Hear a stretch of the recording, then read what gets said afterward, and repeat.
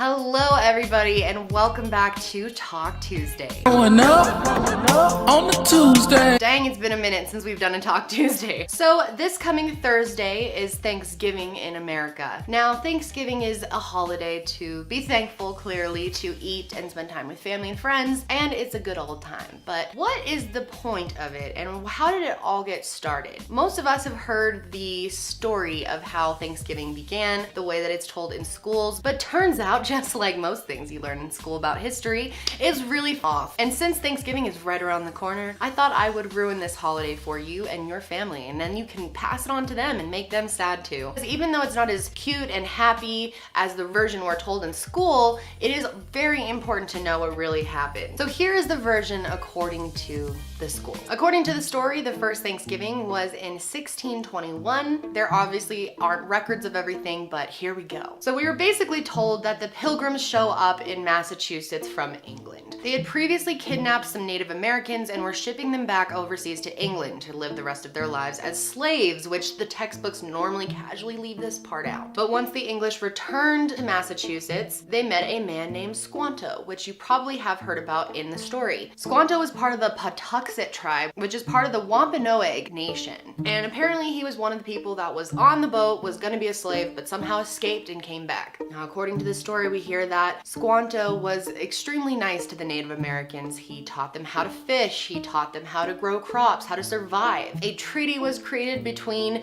the Native Americans and the Pilgrims, and this treaty made sure they were all mutually protected and sharing the land. So apparently one night, the Pilgrims finished dinner early, and they went to go shoot off some guns. And when they were out shooting their guns, Massasoit, who was the leader of the Wampanoag tribe, heard the sound of the gunshots and came to them. So once him and his homies got there, the Pilgrims basically invited them to join in and have a big old feast. The feast lasted a few days and they spent their time eating and playing and sharing and just being so thankful for one another. And they decided to make this a yearly holiday called Thanksgiving to celebrate the loving relationship between the Pilgrims and the Native Americans. Sounds like bullshit because it is. So here is the truth about what happened. All right, so back in 1608, there was a group of people that were called religious separatists. And these were basically people in England who wanted to break free from the Church of England and be able to practice whatever religion they wanted to. And these people would eventually become what we call pilgrims. So basically in 1608, they said England and peaced out and went over to Holland. And they hoped that Holland would be a lot more free, that they could practice whatever religion they wanted to, but it turned out that Holland was a bit too progressive for them. So basically, England wasn't liberal enough for them and Holland was too liberal, so they decided to find somewhere else to go. So then in 1620, the separatists decided to hop on a boat, which is called the Mayflower, and they took the boat from Holland to the New World, aka America. Now, it's important to understand that this was not the first group of people that came and colonized America. That happened before this. There were already British settlers there, and in 1607, they established a colony in Virginia. So the Pilgrims hop on the Mayflower and make their way to America. Now, this is not no Carnival cruise. The boat pretty much sucked. It was dirty and smelly and not very comfortable, and they were on this thing for 2 months. And unfortunately, because, GPS wasn't a thing back then, they went just a little bit off the route. Their plan was to land at the Hudson River, and they ended up at Cape Cod, Massachusetts. So, hey, give or take a couple miles, right? And after a month of them being in Cape Cod, they actually hopped on a little boat and went over to Plymouth. Now, the really thing about this was their timing. They didn't have as much of an idea of what the weather would be like over here, and they left Holland in September. So it took them 2 months, September, October, November.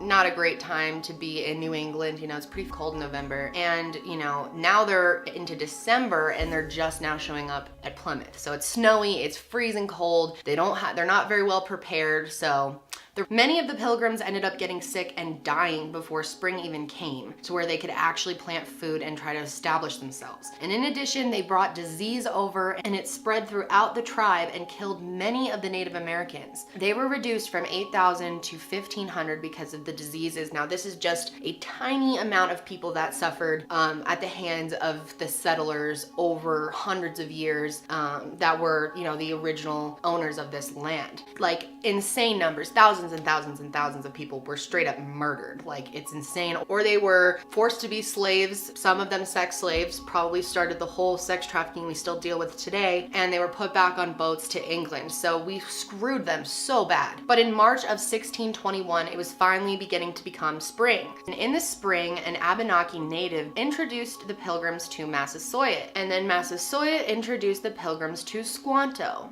Now, just like in the first story, Squanto did come and ask them if they needed help. He basically said, you know, you guys look like you're really struggling here. You have no idea what you're doing. You just showed up here in winter and you're dying at crazy amounts. Let me help you. Let me teach you how to, you know, plant things. Let me teach you how to fish. Like, the Native American were such good people that even though their people were dying from disease and stuff because of the Pilgrims, they were still kind enough to them to want to help them and share the land that they had originally owned. Now, he also established a treaty between the Wampanoag and the Pilgrims, similar to the first story. And after the Pilgrims acquired some skills and figured out how to grow their own food, they decided to throw a big party to celebrate the fact that they made it through the awful winter and have started to be able to provide for themselves. Now, we aren't sure of the exact date of their celebration, but we know it was kind of around fall this time of year. The Pilgrims were like ready to turn down, ready to have this big feast. They invited Squanto, they invited Massasoit, and he shows up with like 90 of his homies, and they're all about to feast. It's about to go down. Their feast was lit, honestly, and this wasn't just, you know, sit down for dinner for a little while. This was like 3 days of celebration. Like, they went hard. They were celebrating basically being alive, like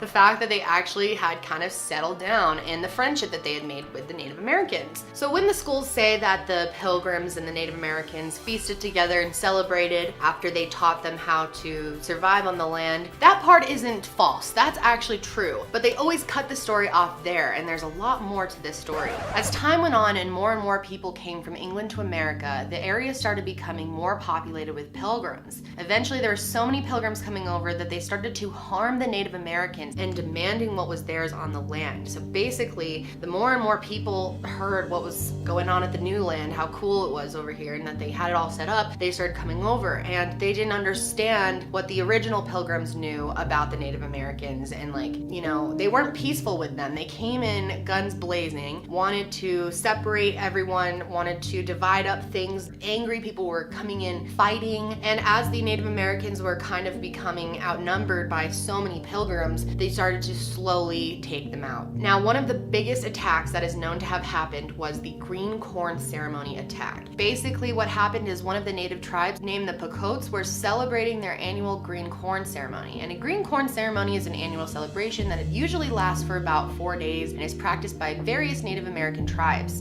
And they did not agree to the original treaty that Squanto negotiated between them. And because of this and the fact they believed they had right to their land, the Pilgrims decided to murder as many of them as possible. In the early hours of the morning after the natives had their green corn celebration, English soldiers just showed up and surrounded all of the village while they were sleeping. They then ordered them to come outside, and if they refused to come outside, they would just set their shelter on fire and they were burned alive inside of them. The ones that did come outside were either shot or beaten to death with a club. William Bradford, who was the former governor of Plymouth, described the massacre as, "Those that escaped the fire were slain with the sword, some hewed to pieces. It was a fearful sight to see them thus frying in the fire. Horrible was the stink and scent thereof, but the victory seemed like a sweet sacrifice." So after this, a new celebration was formed to celebrate the victory and slaying of all of those Native Americans, and it was called Thanksgiving. In 1937, they had their first official all pilgrims Thanksgiving, which means there were only white pilgrims and no other Native Americans allowed. Notice how the textbooks and Google all say that the first Thanksgiving was on 1621. Interesting how they picked a date in history where things actually were good, but just a couple years after that, this huge massacre would take place. And it continued. The pilgrims continued going to different tribes and attacking them, selling children as young as 14 off into the sex slavery, and just murdering anyone else. They would literally fill boats with like 500 people at a time and ship them back to England. There were even even bounties paid for Indian scalps. So they were hoping that it would encourage more people to get involved in slaying them. One time they had a really successful day of murdering people, and they decided to celebrate by playing with soccer balls during this big celebration, and the soccer balls were made out of the Indian scalps. And despite the treaty that was made, most of the chiefs were beheaded, and the chief of the Wampanoag tribe was specifically beheaded and stuck on a stick for 24 years on display for everyone to see. And so these celebrations and massacres have continued for many years to come. And George Washington became the first president in 1789, and he decided that there should only be one day set aside every year to celebrate all of these successful massacres. When he created the Thanksgiving Proclamation, the Native Americans aren't even mentioned in it one time, even though they were basically the reason that the Pilgrims were able to establish themselves, aka we may not be here today without them. Later on, when Abe Lincoln became president during the mid-1800s during the Civil War, he declared Thanksgiving should be a national holiday on the last Thursday of November, but he thought it should be a day that was all about family and being thankful, and it would bring the country together and help with the Civil War. Thanksgiving was first celebrated as a national holiday on November 26th of 1863. And then in 1939, President Franklin D. Roosevelt decided that he was going to move the holiday up a week so that people could start their Christmas shopping a whole week earlier. And the reason he did that was to basically boost the economy during the Great Depression. It added more time for people to shop for Christmas. And then in 1941, FDR signed a bill saying that Thanksgiving was to be officially on the fourth Thursday of November, not the last, even though it always ends up being on the last anyway. To this day, hundreds of Native Americans gather together at Coles Hill in Plymouth, Massachusetts. And for them, it's actually referred to as a day of mourning. National Day of Mourning is on Thanksgiving, and it is used as a time to remember what happened to the Native Americans of this land. Obviously, this is a terribly sad story, but I feel like it's so important that we know the truth. And I plan to tell my kids the truth, not what I was told, because for a long time, I just thought it was like a big old party, like everyone was fine. But knowing the truth about what happened truly makes you think of the meaning of Thanksgiving and what you should be thinking about on that day. So if you are inspired by this story, this Thanksgiving, I challenge you to donate to the Native Americans. You can donate to the Native American Rights Fund. That is linked below, or there's also a donation link to the Native American Heritage Association, which is a charitable nonprofit organization that is dedicated to helping Native American families in need living on reservations in South Dakota and Wyoming specifically. Now, I don't mean to ruin your Thanksgiving. Please go enjoy yourself, be with your family. Don't worry about shopping and deals and stuff. That always bums me out every year. Focus on your family and be grateful for what you have, not just for, the things you have in your life and the people that you have in your life, but this land that you live on that, we basically took from someone else. The Native Americans sacrificed a lot, unwillingly, so that we could live on this land. I know this was like a really upsetting video, and I never know how to end these. It's just like such a horrible story that there's no way to end it positively. Please share this story with someone who needs to know the truth about it, because the truth will set us free.